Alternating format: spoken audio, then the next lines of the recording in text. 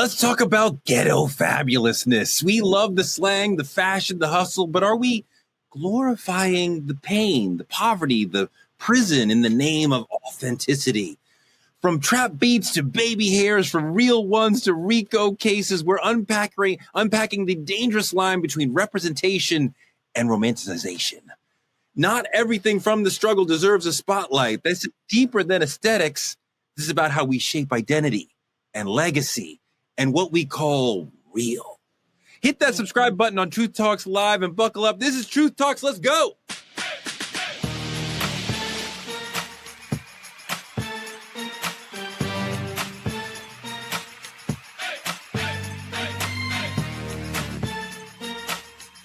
Are y'all ready to roll?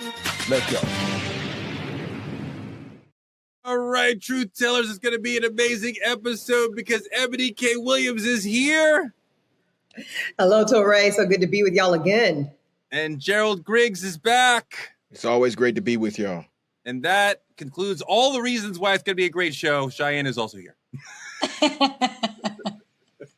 And Torre, unfortunately, I got to do a whole nother episode with you, your whitewashed curls, and your whitewashed perspective on things. But because Truth Talks is the Black voice, we, myself, Eboni, and Gerald, are going to do a real good job of keeping it very black with your white ass. Let's go, y'all. The blackest person you know. You better figure it out. Carnival Cruise, moving on to trending truth. Carnival Cruise Line has a new set of rules for their cruising.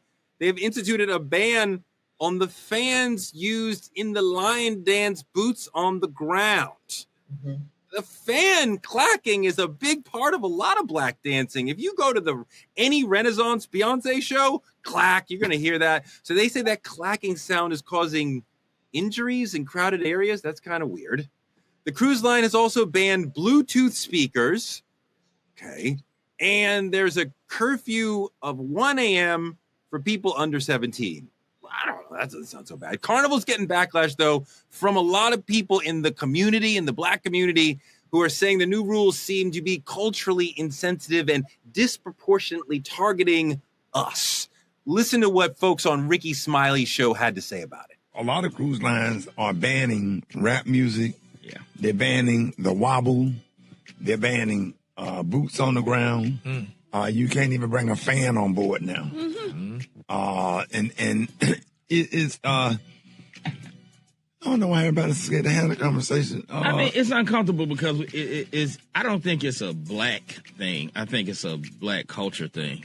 And you know, we've had this conversation before where we talk about it's certain elements within our culture. We got to be honest about that. Like if you were to go to a Delta Sky Lounge, a lot of people have been to Delta Sky Lounge. Chill. If you drop that price to $29 for Delta Sky Lounge, within a month, that's going to be a whole different experience in the Delta Sky Lounge. Yes, but a lot of people are getting tired. We have that one clip. Yeah, listen to this. They sick of y'all. And before y'all get on here talking about they racist, they hate black people. No, they hate. That's what they hate. I hate them too. Y'all don't know how to handle yourselves. Y'all get on here, get drunk, get to fighting, being disruptive, disturbing all the other passengers. Like, y'all act like y'all have no home training. Like, everywhere don't have to be a party. Some people pay for this just to simply relax. I'm with all the rules. Ban all the I'm going to say this and I'm going to get the up out of here. So I know I'm finna a lot of off with this one. I pay for my son to go to school so I won't have to deal with you garbage ass. I pay extra taxes to live in the neighborhood because I don't want to deal with you ignorant. I don't want to cut their grass. I don't want to deal with the got broke down cars in their yard. I don't want to deal with the get their trash can out the middle of the street. I pay so I can live that way. Come on. Yes. She said what I've been thinking a long time. You know how you've been thinking that, but you can't say it. No, you. This is a weird one for me, Dr. Bryant. Listen, I love my black people, but I can't outstand niggas sometimes. And that's just the truth. And I lived in Atlanta for a few months filming season 1 of True Talks. And someone said, how did you like it? I said, I actually love the black people in Atlanta, but I didn't have a good experience with the niggas in Atlanta. And there's a big difference.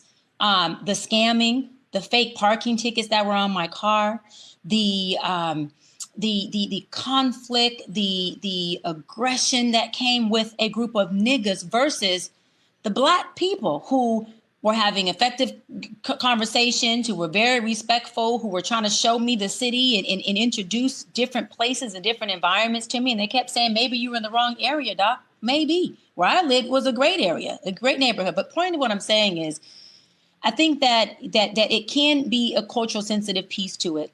But I also think that there are some things that in using the word they're using, that niggas do, that are not always appropriate for certain environments and certain places. I mean, go ahead, Tori. The notion that Black folks don't know how to act, or some Black folks don't know how to act, or really what we're saying is ghetto or working class people are pathological and don't know how to code switch into middle class situations. I reject that entire notion entirely. I think that's a very white supremacist way of looking at the world, that there's Black people and there's niggers. You know what I mean? Like, there's certainly some people who may, like, you know, not know where they are in certain moments. But I mean, I don't walk around the world and encounter Black people who I'm always like embarrassed by. Like, I'm proud of all of us. They are. Describe that, Torre. I like, because you said there's Black people who don't know where they are in certain moments. So what are you calling those Black people? When you say nigger, right, you are no. Wait, hold on. When I say nigga, you mean hold on. When I say nigga, not nigger. Nigga. Well, that's an entirely different thing, because niggas are cool. They are my friends. I refer to people I love as niggas, and I receive that. But that's subjective. I never said niggas were not cool. What Chris Rock is talking about when he's there's Black people and there's niggers. I didn't say niggas were not cool. I said doing nigga shit is not appropriate in certain environments. You're calling it code switching. But I don't know what nigga with an A shit is. What is that? Correct. To you, it's cool. I'm not saying that if I'm in a certain environment, or if I go to the inner city, or if I'm at a day party, or if I'm at a club where they're bottle popping, that there isn't a certain type of nigga shit that goes down that most of us can't enjoy as Black people. What I'm saying is that if I am in a conference, or I'm on a cruise ship like what we're talking about, and I have my Bluetooth there and I'm blasting it at level 30, knowing that there's other people, neighbors next to me, and I don't care if it is sounding through the entire hallway, that is some nigga shit. I'm sorry. That is something that you kind of lost the plot for me, because the word, Ebony, we generally talk about niggers, right? And that we don't like niggers. About that on here. I'm like, I reject that whole notion. Like, I don't see Black people as pathological. I don't judge people from the hood as like lesser than Black people. We're not talking about a hood, Torre. We're talking about a behavior. We're not talking about, let me tell you something. You got rich niggas. You keep trying to go into a social economical space or a hood or a demographic. You have niggas who make millions of dollars. Let me explain something to you. I do very well. I went from the hood to the hills, and I do beyond well. There's still some times where I got some nigga behaviors that I do that I am able to manage and know that behavior is not appropriate for this environment. It's appropriation. Why do we as Black people have such a hard time with calling each other out, or even ourselves out, on things that are just not appropriate in certain environments? I'm sorry. I'm not going to go. Can I jump in here right quick? Go ahead. Yeah, definitely. Because we're having this conversation like this is only centralized to Black culture. Come on. And my issue with what Carnival is doing is labeling things based on culture and not banning things that you might see in other ethnic minorities or even a majority community. And that's the issue that I'm having with this. Do I agree that there are some behaviors, regardless of class or anything like that, that do not have their place on a Carnival cruise? Yes.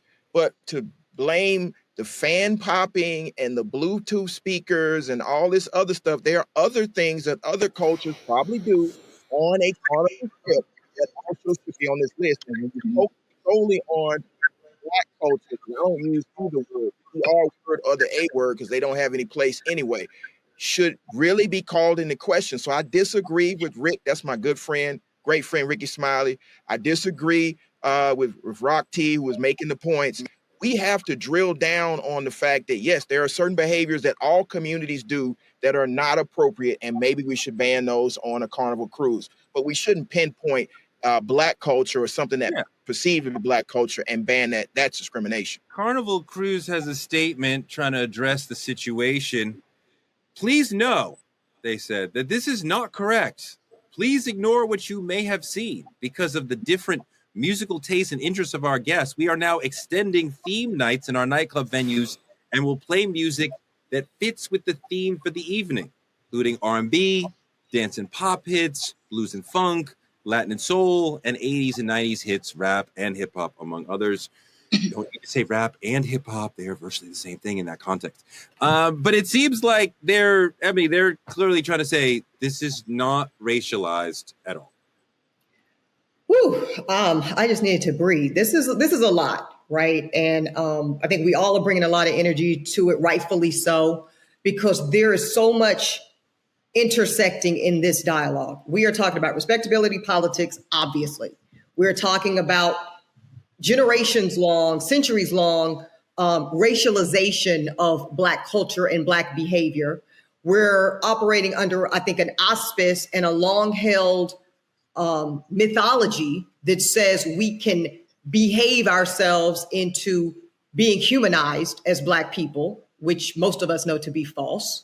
And then I guess I'll start with where Gerald took us, which is my greatest beef. And I totally disagree with Ricky, and I disagree with the Chris Rock premise. And I don't think anything is subtle about his white supremacy, as I've said publicly before. That is when you say, as I saw him say in his most recent stand-up in New York, that your house valuation is depreciating because too many Black folks are moving into your neighborhood, as somebody who just went through a very difficult underwriting process, buying, by the way, on 122nd Street, one of the only Black people in my current building, I have a serious motherfucking problem with it when we are addressing a national wealth gap conversation in America.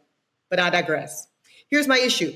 When we talk about shit, okay, we never talk about white behavior. I'm specifically talking about white behavior because sometimes it'll creep into Latina behavior, right? Sometimes, you know, if they're congregating amongst themselves as a Latin community and they got the music, we might feel away. Sometimes Asian people, but we never ever demonize, criticize, or hold any critique around if they were blasting Journey, for instance, on a Carnival cruise, or they were blasting Taylor Swift. Correct. So this notion of inappropriate behavior only conveniently seems to show up when it is Black folk participating in it. And that is my ultimate problem. So no, personally, I don't have a distinction between Black folk and them, because it is too obvious to me, okay, the very historic nature of, you know, and I don't police other Black folks' use of the term. So we can do that internally, and I have no position on it other than acceptance and love, okay, because I presume best intentions when we are doing that amongst ourselves. Absolutely. The problem with Carnival is that they are not of us. So when they cherry pick this behavior, this fan, this socializing tactic, it is totally racialized. No different, and I'm about to wrap it up, than when we see our current Secretary of Defense, Pete Hegseth, whatever. Yep. Mm-hmm. Hegseth, yeah. Saying that now in the United States military, we're not allowed to wear eyelash extensions. We are not allowed to wear fingernail polish outside of clear, and guess what? The French American manicure, which literally is an overt statement that says we are centering a white beauty standard in the American armed forces, and you better adhere and assimilate to it or get the fuck out. And that is the slippery slope. I'm almost done. That's the slippery slope of making what Carnival is doing around fans and music okay. And then we want to bring up the Crown Act and talk about discrimination when the United States military does the exact same thing. Yeah. And I just want to make this clear really quick, because Black people are not the only ones. Hold on, Torre, because I got to clear this up, because Black people are not the only ones who are niggas. I said that the folks who attacked the Capitol, which was majority whites, was a gang of niggas. So when people use the word nigga and only attach it to Black people, that is a problem. When you're doing nigga, the N-word to white people, the word doesn't even mean anything at that point. So you just first mean of all, Touré, you don't like are niggers. That doesn't even make sense. This is why I just corrected you when you were saying niggas in the hood or niggas in a certain economic. But it's not niggas. We're talking about niggers. You're not even making the right conversation. We're talking about niggers. I'm talking about niggas. You keep your word. Don't come in my space on my wordplay. I'm on my talking about niggas. That's not the conversation. Listen, Touré, that is not your conversation. This conversation does not revolve around you, Mr. Narcissistic. We are having 4 people who are having a panel dialogue, and my conversation is what Chris Rock was talking about. Niggers. You, Chris Rock, and you may relate to each other. What I'm saying is that niggas means that you are doing something either ignorant or inappropriate. And that term can be blanketed for any race or person. In my opinion, you're not me, you're Touré. We do not have the same perception, thank God. When I say niggas do nigga shit, I'm saying a person is doing something inappropriate. A person is doing something that is not deemed for that environment, or it is causing an impairment, or it's causing a consequence. That is exactly what I'm saying. I am describing a behavior. You're describing race. If your mind doesn't articulate that, that is your problem. But niggas could be of any race. So nigga can be any race. That is the most anti-Black shit I've heard all day. Since the last time I heard Candace Owens say anything. Good. You know why that's you're good? Associating all bad behavior with niggas, no matter what race they're from. Hold on. I'm happy with you. You know what? You just proved my point. That nigga is the most anti-Black thing you said. You know why? Because it should be. The word nigga should not be only associated to a Black person. It should be an anti-Black thing, meaning this is not just us saying niggas do nigga shit and we're allowing society to say, well, whenever we say nigga or nigger, we tie it to Black people. No, as Black people, we create that narrative. We say what words are going to be attached to us and what words we are not going to take ownership of. We have agency over our community and we have to stand on that. So when I say that's some nigga shit and I'm driving down my neighborhood, a lot of times it could be a white person, a Latin person, an Asian person doing something that I deem is just crazy, out of pocket, and inappropriate. So I love Black people too much to do that. Let me jump in here right quick. So my question is, if we're going to do that and take agency of the word, do we still forget the historical context of the word and how others have used that to disproportionately brutalize our community, to denigrate our community? How do we handle that? I love that, Gerald. And you just said the reason why I'm saying we should take agency over it, and I have, but other people should as well, Black folks, is because of what you just said. The fact that it was already created in such a derogatory way. And a lot of rap and hip hop and a lot of creatives have already taken agency over and actually made it a word that between two Black people, sometimes it means what's up, brother, or what's up, sister. Some people don't use it, but in our hip hop world, in our rap songs, they're not calling each other a derogatory term. When they're saying this my nigga, they're saying what? This is my boy, or this is someone who I deem to have a relationship with. So yes, that means that because we remember how deeply rooted and negative and derogatory this word was, we take agency over it and we make it be what we want it to be. We don't just clothe ourselves with a word that they have created. And now we are going to say, yes, we're puppets. We're going to just align with whatever they tell us to do. Absolutely not. You can call me any word you want. I'm the one that decides on what that word means for me. Everybody may not have a strong internal locus like that. I do. And I'm vertical in who I am. Eboni, let me say this 1 second to what Cheyenne just said, Tori, and then I'll definitely will answer your question. I wholeheartedly respect what you just laid out, Cheyenne. In fact, at previous iterations of my evolution on this word, I've held very similar beliefs, you know, that the autonomy, the power, we can dictate it, we can apply it. My personal challenge currently, I'll be 42 in September, is this. I think that the word is entirely too socialized from a global lens at this station, to where the good faith attempt to assign it, reject it, exchange it, negotiate it in all of the brilliant ways in which you just laid out, I don't think they are socially available to us. I really don't. Now, Dr. Cheyenne Bryant can do and will do as you have laid out that you will continue to do. But I think that the ability for us as any individual Black person, and certainly for us as a collective Black culture, I do not believe there is enough collective power because of, to Gerald's point, the centuries-long history of the word's origin story and all of its iterations, whether it's niggas, nigger, nigga, I just think the roots literally run too deep from a global and American societal perspective for the actual ability to control the application in the way in which you describe, Cheyenne, to be there. That is just my experience. No, totally, Ebony, and I want to receive that, Teray, because I receive what you say, Ebony, but people are not going to stop using it.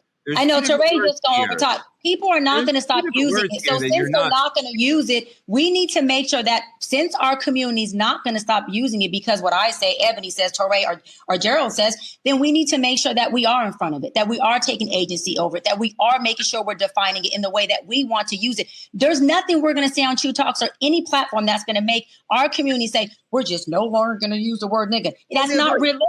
So because of that, we have to be able to join our people, meet them where they are, have them meet us where we are, and say, let's create this word so that it is going to be used in a way where we have agency over it.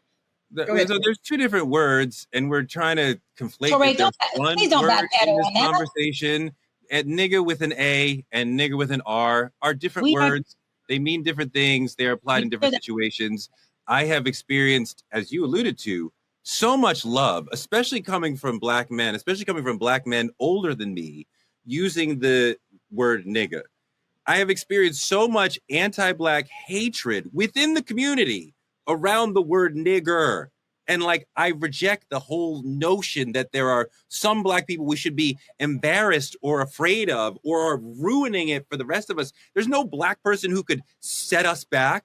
That's the entire notion is ridiculous. Nothing of my conception of Black people is changed by anything that people who you might say are niggers would do. I still love Black people no matter what any individual Black person does. Nobody can take us back. Nobody can embarrass me. So, there's the whole notion of niggers as Black people who embarrass us is completely bizarre to me. And it's incredibly anti-Black.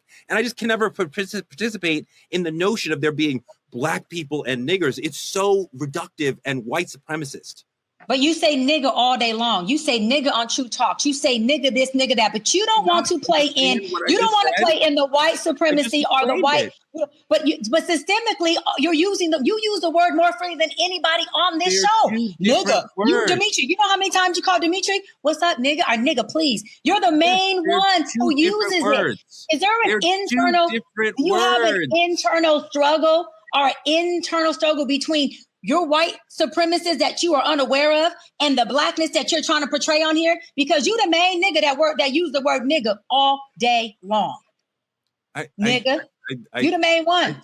I just don't understand how you have 6 degrees and they're two different words. You the main one. Nigga, you the main nigga, nigga. You the main nigga, nigga. Now what? You the main nigga, nigga. You have a lot of divisive words. Because you have a divisive internal compass that 1 minute you're talking as though I'm this Black scholar. You do understand that they're two different words, right? They're two separate words. We use them differently. You don't understand that. I have been talking about nigga with an A this whole time. You keep going back to your own internal compass of conflating the two things. You keep going there. Bizarre, Gerald. Okay, I'm talking to somebody who cannot intellectually comprehend what I'm saying. We're moving on because the main nigga Teray is doing nigga shit and not taking accountability. Move on, nigga. Move on. I love doing nigga shit. I do that all day long. Gerald. That's my main pocket. That's where I want to be. Gerald, the main one. Does not understand the main nigga who uses nigga got a problem with niggas. And I said niggas just do nigga shit. Move on, Teray. I just want to know, is this... Why do I feel like I'm in a... I'm about to pour myself a fucking drink. Why do I feel like I'm in a rap battle with Biggie and Pop? And y'all hitting each other up.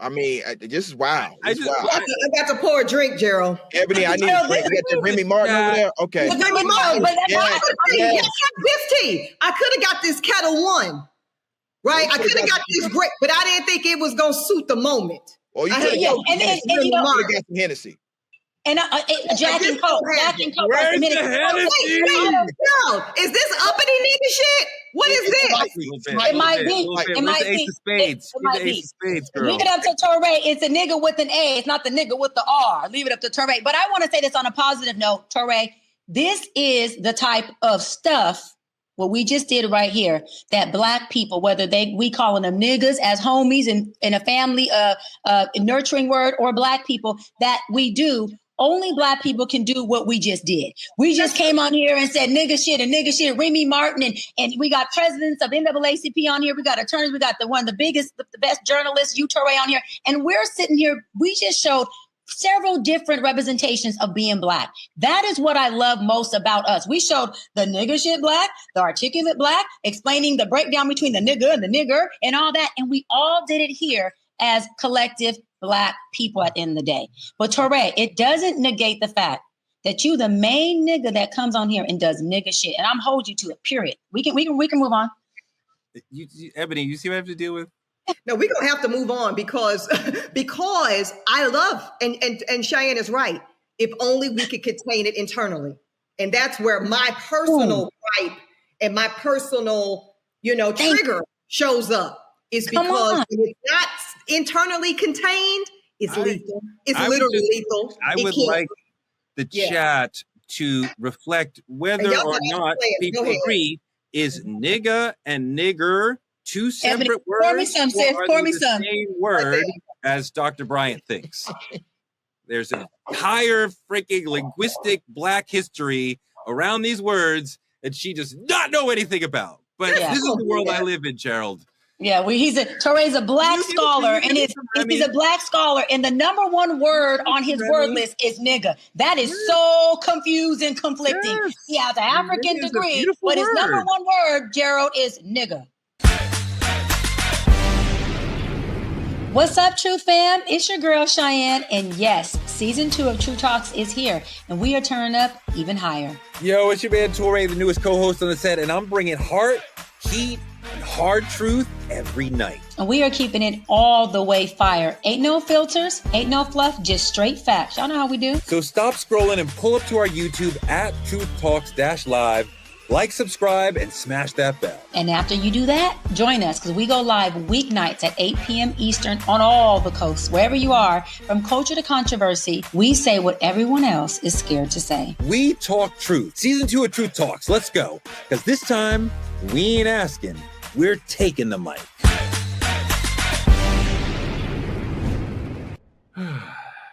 Go on to politicking. Congresswoman Jasmine Crockett is one of my favorite people in the House, and she has not ruled out running in the Texas Democratic Senate primary next year. She has not taken formal steps to that end, but she says she will make a decision depending on how many people reach out. Consider me, my sister, having reached out. She is the preferred candidate among Texas Democratic voters to run for the Senate in 2026. Recent polling has her beating the hypothetical primary field with 35% of the voters. She's very outspoken and fearless, but she's going to have to deal with an incumbent senator and John Cornyn. Gerald, this is tough. She's very popular, but Texas is solidly red. It would be hard for the good sister to become a Texas senator. They haven't gone for a Democratic senator since 1990. Back when Cheyenne was a little baby shy. It's been a very long time. Yeah, so I love her thought process here, but I just don't think it's time. Now, of course, it would be historic, and I think if there's any person that could do it, it would be our dear sister Jasmine Crockett. But given the politics in Texas right now with the gerrymandering and the voter suppression, I don't see a pathway for her right now. I would love for her to serve a few more terms in the House. She's become a leading voice in the House, speaking truth to power, both apologetically and unapologetically. And so I think she'd be a great candidate. But clearly now, I think her voice is needed in the House until they deal with the voter suppression and the gerrymandering and the attempts to subvert Black voting power and Latino voting power. So I think she should stay in the House for a little while. Gerald, in a state like Texas, in a Senate race, there's no gerrymandering, right? We both know that. But even if we do things straight up in Texas, it's very hard for a Democrat to win statewide office, right? It's been a very long time. There's just so many red voters there, Republican voters. Can I push back on that? And I know you directed it at Gerald, but here's the thing about that thinking. People say that about Louisiana, and they just had a 2-term Democrat governor. So I think that it's time that we dismiss this notion that any state, and I'm not saying you're saying this, Torre, right? But I just think this is just a moment of reflection, right? That we should have, that we no longer look at any state, not Georgia, who went blue for Biden, that many people said was the impossible, not Louisiana, who had Governor John Edwards for 2 terms. There's just no such thing as a state that is too red to turn. I don't believe in that anymore. Well, okay, that's fine. You mean You mean that's an accurate point? Let me help you out. No, that is a fact-based, accurate assessment of the American political landscape. Great job, sis. No problem. No. Unicorns are real. But it's cool. I love you. I still love you. But hold on, Gerald. Drunk her Remy Martin. Please don't mess with a sister on Remy Martin. Let that sister. Because I might have to go on some nigga shit. No, I'm just playing. I'm just playing. Oh, man. Wow! But Let me in the system. Wow. But to follow up on what Eboni is saying, and I agree with her, my only concern is, being in Georgia, being in the South, and of course, Texas is a part of the South, they pull some tricks in all these elections. And I don't want to see a sister as powerful as Representative Crockett have to endure that until we have fixed the issues of voter suppression. So she has a clear takeoff. Gerald, we both know that voter suppression has not yet actually changed any election, that Republicans have tried to use that to implement voter laws that are problematic for us, that keep us from voting, but they have never actually shown an election where voter suppression made a difference. But where I want to get you to comment on, did you not see the election in Georgia in 24? No, come on. I want to get you to talk about this. I want to get you to talk about 2020. We flipped the state. 2024, it went back purple. So I mean, I'm gonna push back on that. Have you proven that in court with Giuliani and Trump? Have we proven that? We will. It's on the docket. You will. But you have not yet. So we still haven't proven that there was an example of voter suppression making a difference. And I think the good sister has a problem that goes beyond any potential conspiracy theory. She's in a red state. But here's the thing I wanted to get you to talk about, Gerald. She's made a lot of her name by attacking Democratic leaders. And she calls out Leader Jeffries. She calls out senators. And she's been one of these people who's saying the Democratic Party is not doing it right. We are not in a wartime mode. We are too pacifist, and we need to have new leaders and be more aggressive. So do you think that some of Jasmine's Democratic colleagues might say, I don't want to support her because she's been attacking me and the leadership? I think so, but I don't think she cares about that. I think she's a new voice that's powerful and strong, and she recognizes that many people in the political system view the Democrats as weak, and so they need to be strong. And if somebody calls them out for being weak and their response is to be even weaker, that's on them, not her. And so what I'm just simply saying is, I don't want her to waste her political capital in a state where they're going to do some nefarious tactics to keep her from being a senator, where she can continue to lay the groundwork to make it a lot easier for not only to elect her a senator, but to elect more minority representation in the state of Texas. Because again, even though the state of Texas is ruby red, it's a majority minority state. Eboni, let me couch why I disagree with what Gerald said to you and get your response. Jasmine Crockett has made herself a big Democrat by being critical of other Democrats. That has brought her a lot of attention and a lot of money. She's one of the most famous people in Congress. That means she can go to other districts and campaign for people in their district and help them. So when you have the power to help other people in their elections, they don't care that you dissed Hakeem Jeffries or whoever. I can help. So she's one of the few people, one of the few Dems in Congress who's in power to help other people because of the brand that she's created. Well, I want to also, yes, and in addition to just internal party critique, she's also been one of the most outspoken and effective voices critiquing Trump and and doing more of, as Gerald said, what even Barack Obama came out last week and said the Dems need to do. Stop acting puss and step the fuck up. So I think that both of those messaging tentacles have been very effective for Jasmine Crockett. I guess this is what I would say about her running for Senate. I don't disagree that it might appear premature and maybe she wouldn't win, but I think that people can run for reasons other than necessarily winning, right? And we all agree, for raising profile, raising fun, I think she's young enough and I think she has enough political capital that I think there is such a thing as kind of staying stagnant for too long. Hold on to your curls on this one, Torre, because I'm about to name a Republican. Okay. I think somebody like Chris Christie is a perfect example of a politician who missed his moment. Here's what I mean by that. Okay. You know what I'm saying? Okay. Yeah, you were so scared to kind of take it up. But when you were, when he was big in his own party around the town halls and the this and that. No, but you were pussy. You were scared of McCain. You were scared of Romney. And you let the party sit your ass down, and now you can't get nothing nowhere. So I do just want to cite the cautionary tale of not spending your political capital at an opportune time. I want to wrap this segment, but I want to say one more thing. I interviewed the good sister in Brooklyn a couple months ago, and as a person who thinks a lot about Black linguistics, when she said to Marjorie Taylor Greene, "You're a bleached, blonde, bad-built, butch body," period, I was like, no, that don't sound right. Like, it's like, I can hear there's another word that you meant to say. And I'm like, she meant to say, to punctuate that with bitch. That's how we do it when we get an invective going like that. And when I asked her, I'm like, I know that you would not say the B word on the floor, but was that in your mind? She said, yes, of course. That was actually the full phrase in her mind, which I'm like, yes, that would make perfect sense to me. All right. But you have to remember that we finished the phrase for her, specifically the folks here in Georgia. Thank you, Gerald. Wow. Hey, everybody. Judge Lauren Lake here. Listen, I need you to head on over to YouTube weeknights at 8 p.m. Eastern Time. Why? Because your favorite judge, I'm one of the new co-hosts of Truth Talks Season 2. And guess what? We're live every night at 8 p.m. Eastern Time on YouTube, only at Truth Talks-Live.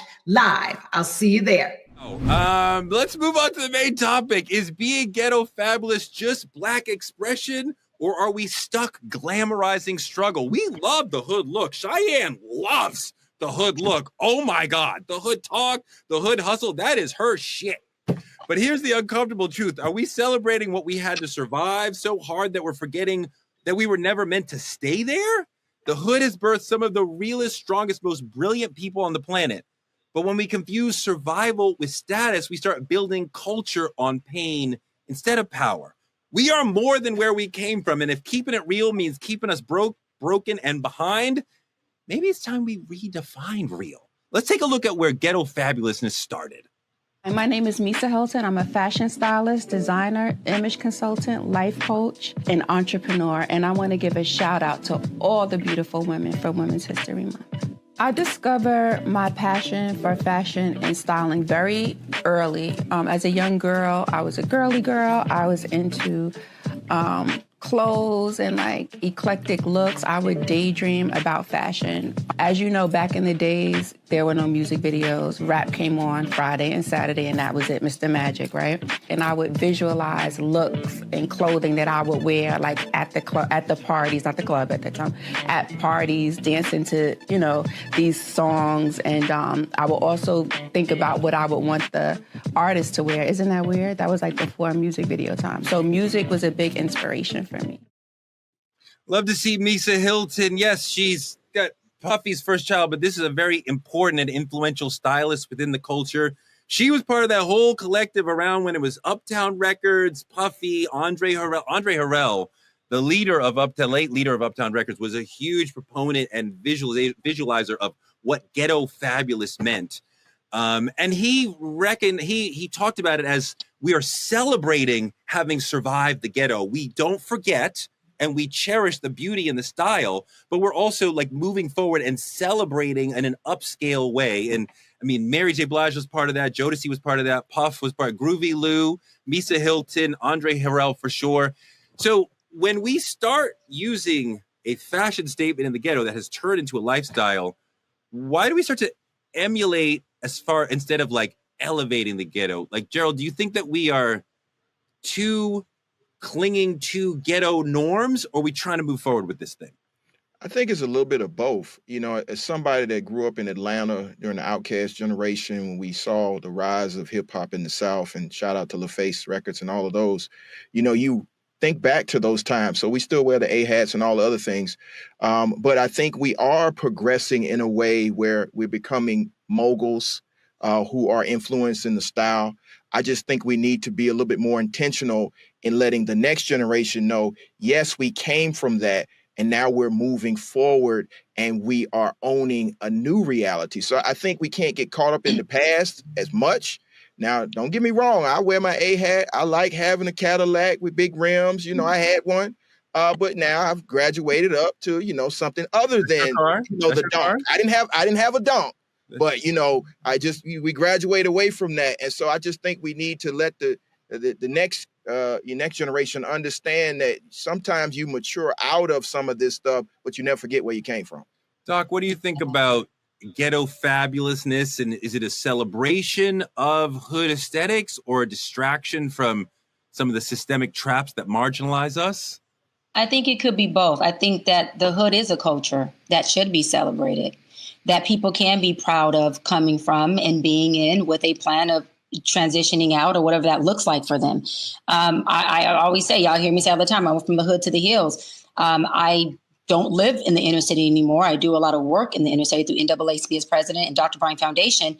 But even though I live in the suburbs, I myself went to a Larry June concert yesterday. Not concert, let me tell you better. I went to a Larry June day party. It was worse than a concert, not worse, different. It was a day party that my girlfriends, who are all high-level professionals, who all come from the inner city, we said, we're going to see Larry June. We were in a day party. We had bottle service. We were next to the DJ and we were rocking out. Man, we had a blast. And when I tell you, being in that hood culture with many people I've seen who were like, yo, Doc, it's me. We grew up together. We went to school together, or just, I love your work. I follow you. And let me tell you what I love most about it is the people who follow me now and don't know the little girl from the hood. They just know the Dr. Brian who does well, lives well, has this quality of life. They had this perspective of me that was like, wow, she's down to earth. She's a real one. She gets it. She's not too far where we can't touch her. And when they seen me sitting on top of that couch and I'm rocking and rolling, doing my thing in the day party with Larry June on there, and I knew some of the words and I got my camera out and I'm doing. Look at the two-step. You know, and I had my phone and I'm dancing and doing my selfie. What I'm saying is that they're seeing that the doc is a part of their culture, that I'm not just standing on a mountaintop advocating for them, being a voice for them and criticizing as well as providing resolve and tools, but I am a part of your culture. Like Gerald said, I may not go back there and I live there and I'm eating, sleeping and pooping there every day. But that's my culture. I'm a little girl from the hood. The hood breeds amazing, successful people. I'm one of them. I'm going to stand on that hood shit forever. Will I go back in and contribute to disparity? No. But let me say this. When it becomes an issue is when we glorify, right, materialistic things without talking or addressing the poverty. I'm going to wrap on this. When we make it, we put on the pressure for other people to look rich, but we absolutely don't have the riches of financial stuff or the wealth within family. That's when it becomes an issue, when we're not able to say, look, we know where we come from. We are part of the hood culture, but we're also going to identify the marginalization issues that are keeping us as a race of people, our community, despaired. So we got to do a duality of knowing that, hey, the hood is a culture, but also saying, how do we not strip the hood of culture? How do we continue to make it something that we can become better in and better from? And hanging out with one of my favorite rappers, Larry June. I'm not mad at you. Next, we're going to have you listening to the Clips album, because that's what we're all doing in hip hop right now. So please come join us. Let God sort them out. People just walk up to me on the street. What's your favorite song? They don't even say what we're talking about. That's where hip hop is right now. But Eboni, that is not the question. The question really is, are we celebrating ghetto-ness and ghetto culture and ghetto norms within our Black popular culture too much? Not too much. We should be celebrating it. I'm a very big proponent and advocate of holistic Black identity, because when we start self-editing aspects of our history and of our holistic scope of culture, we service white supremacy. Period. So I'm gonna speak on Cheyenne's beautiful sweater. I look at this sweater, and as she, obviously is in the hills these days, that sweater is Dapper Dan all day. That sweater is Harlem all day. That sweater is Ghetto fucking Fabulous, and I love it. Sure. It's very similar to a custom piece I had Dap make for me when I was in my first season as the first Black housewife on Real Housewives of Atlanta. It's hot pink and green. Shout out to the swords. And I'm doing so much when I wear that, right?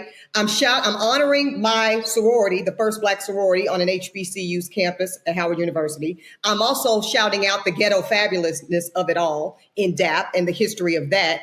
And I'm confronting New York, who had the audacity to try to ostracize this man for being the creative Black genius that he is. So I say more and more and more, and all of the Ghetto Fabulous celebration, because and I think those of us, and I'm gonna group all of us in this, we really represent cultural elders to some extent at this point, right? We are to an extent gatekeepers of, what should be encouraged from future generations. And I think it's very important that we don't finger wag in this moment, that we don't try to police in this moment what parts of our culture and history absolutely need to be ushered in, welcomed in with open arms as the young folks take our culture to the next level. Yeah, she's absolutely right that the usage of the logo on the sweater is absolutely what DAP was doing and what Louis Vuitton, Gucci, them were not doing before he showed them. No, they were suing him, Touré. They were fucking taking this Black genius to court. But this is absolutely the aesthetic that he introduced to them, that he showed them would work for their stuff. Gerald, have we been hoodwinked into thinking hood rich is enough? That's real money. Like, it seems like the younger generation sometimes wants to embrace hood culture rather than aspire to something higher, like, say, a Will Smith mansion in Beverly Hills sort of existence. Well, I think we don't do enough to educate the next generation on what Ghetto Fabulous can lead to. And the first thing that comes to mind when I think Ghetto Fabulous, from being able to move from the hood to the suites, is Master P. And so when we having that real conversation, you can remain true to where you come from, but you can elevate the culture to ownership. So we got to make sure we are instilling in them, this is an entrepreneurial spirit that gets it from the mud, but you can't always stay in the mud. You got to elevate the mud till it becomes dirt and red clay. Shout out to the South. But, we just got to make sure people understand we came from this. We appreciate the ingenuity and the intelligence to get out of this, but also to keep who you really are. So I think that's where, as she said, we are now the elders. So I'm Unc now. So Unc is having this conversation about what it means to truly be. And that's why I keep bringing it back to Atlanta, because we're talking a lot about LA. We're talking a lot about New York, but the South has something to say. Okay. And so we got to make sure that we Andre. All right, this conversation. Okay. I appreciate that. Was important, though. You remind me, but when we go back to the 90s, when Ghetto Fabulousness and Uptown Records started, it was a reaction to a naked celebration of ghetto-ness that was happening in other parts of hip-hop. Of gangsterness. Yes, for sure. And Andre and them were like, we're going to give you fabulousness with our ghetto. So we remember and love and cherish our ghetto-ness, but we're here with champagne. We're here like Puff and Andre were like, dress up. Like, let's not wear football jerseys. Let's look nice and put on ties. And so the whole thing was like this elevation of the look and more sophistication in a classic white sense of it. So they were trying to add fabulousness and upscaleness. Let's not say white. Let's not say white, Touré. Let's say dandyism, right? Because really, it's a version of dandyism. I think that they were trying to fit into white society. I think they were trying to say, presumptive. I want to be at the Hamptons. Why? Because Martha Stewart and Steven Spielberg are there. I want to be at Mr. Chow. Why? Because the white executives have a conversation with them. They might have wanted to be in Sag Harbor, where there's a history of Black success and elite. I don't know. To just say it was all about aspiring to whiteness feels wrong. But go ahead. I understand that. I mean, knowing those folks and seeing that time, I think it was. I don't think the move to the Hamptons related to the Inkwell. It related to white people out there, we want our space out there. So we're going to get a, mansion and like have our space out there. Other cultures have appropriated and embraced the hood culture and enjoyed ghetto fabulousness as a fad. Mary J. Blige is one of the people who was one of the icons who helped us understand this, who Misa dressed, who Puffy helped styled, who really was able to represent the ghetto fabulous aesthetic. Let's look at this video with Mary J. Blige talking about it.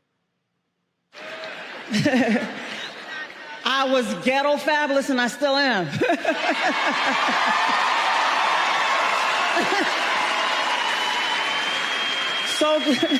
So ghetto, so fabulous. And people were threatened by that. And now everybody want to be ghetto fabulous. Yeah, I mean, I see like Mary retains the hood inside of her, but she's here in a, $10,000 Versace dress or whatever. And like, she's trying to move to the next level in all these other ways, but she don't forget, right, Gerald? She don't leave it behind. Like that's part of her. It's part of like, we respect and love the hood, but we're also moving forward. Absolutely. Yeah, but go ahead.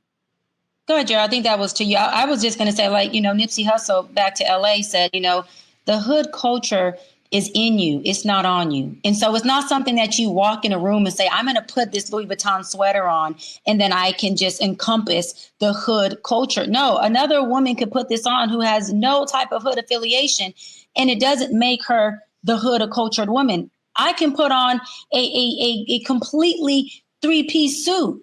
And the little girl, Cheyenne from the hood, is in me. And she comes in every room that I step in. And I don't leave her hanging on purpose because she represents every little girl who's still in the hood, every adolescent or woman who's still in the hood who's saying, you know what?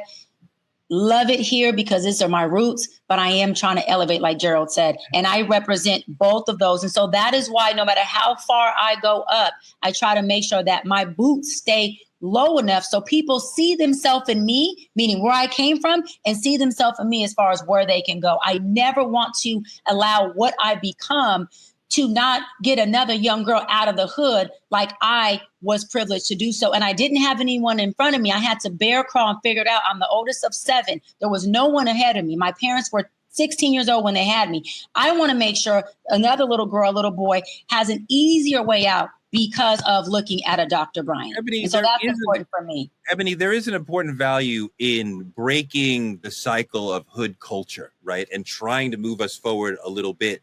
And sometimes people are like, perhaps there's some accountability the Black community should have for, prioritizing hood culture over college culture. You remember, I'll never forget Chris Rock's joke of, oh, you have a master's? Well, you my master? Which is like, reject your education. I don't care what you have to say.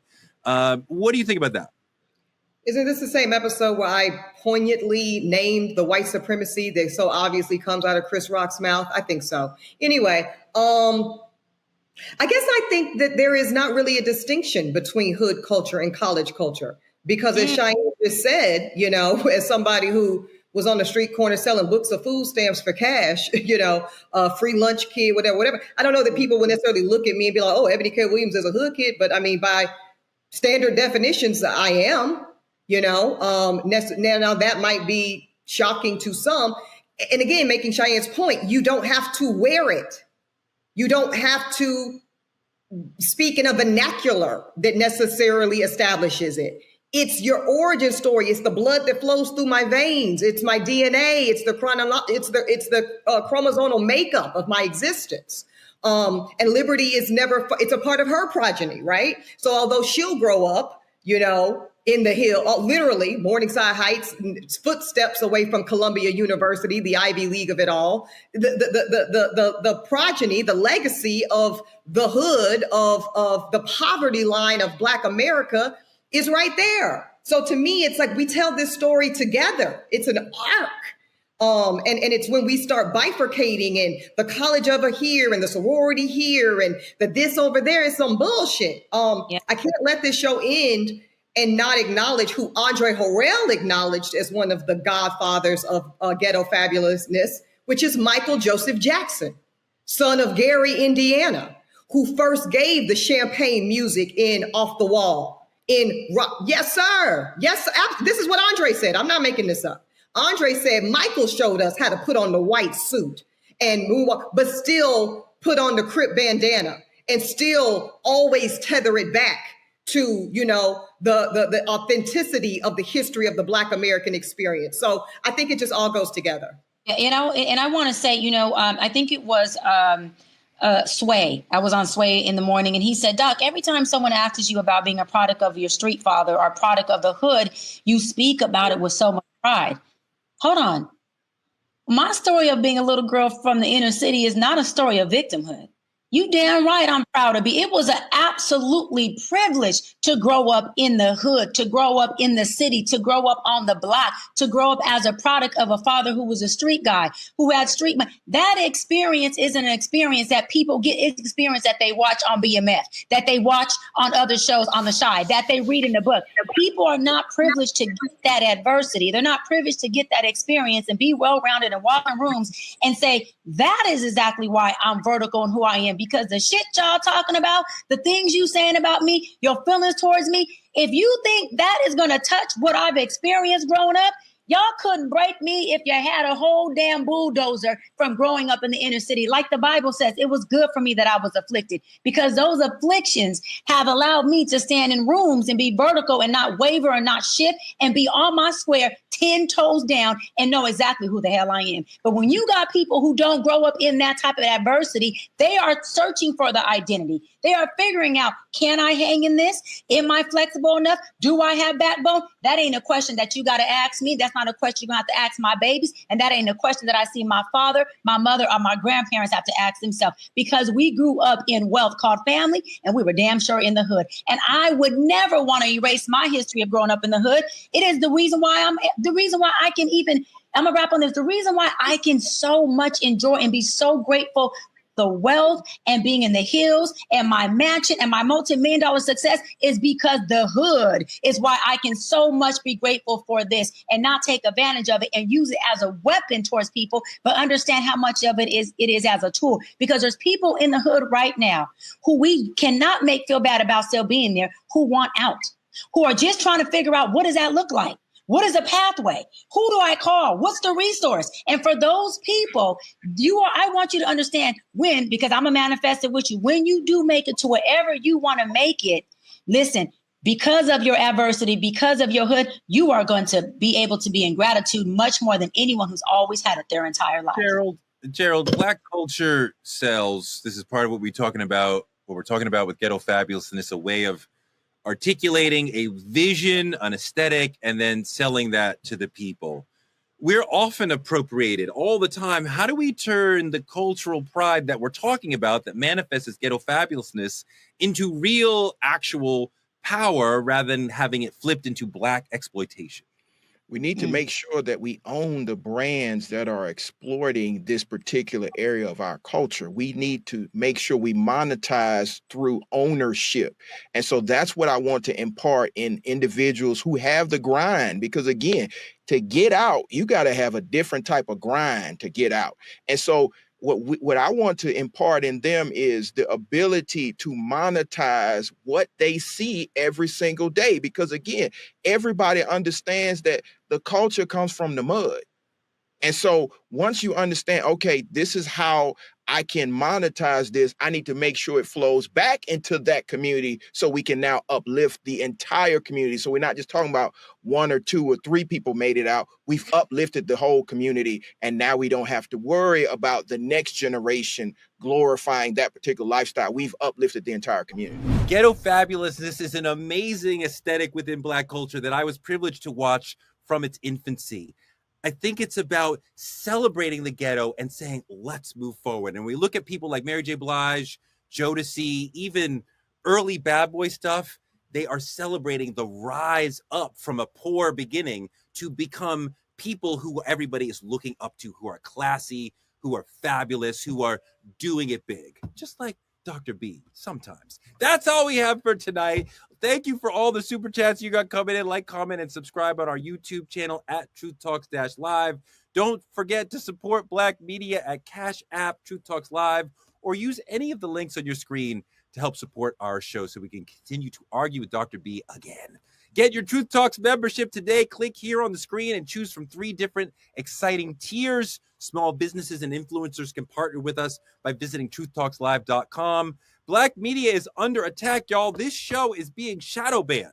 So help us out. Support us by telling a friend to tell a friend to check out Truth Talks every night, 8 p.m. EST, 8 p.m. PST.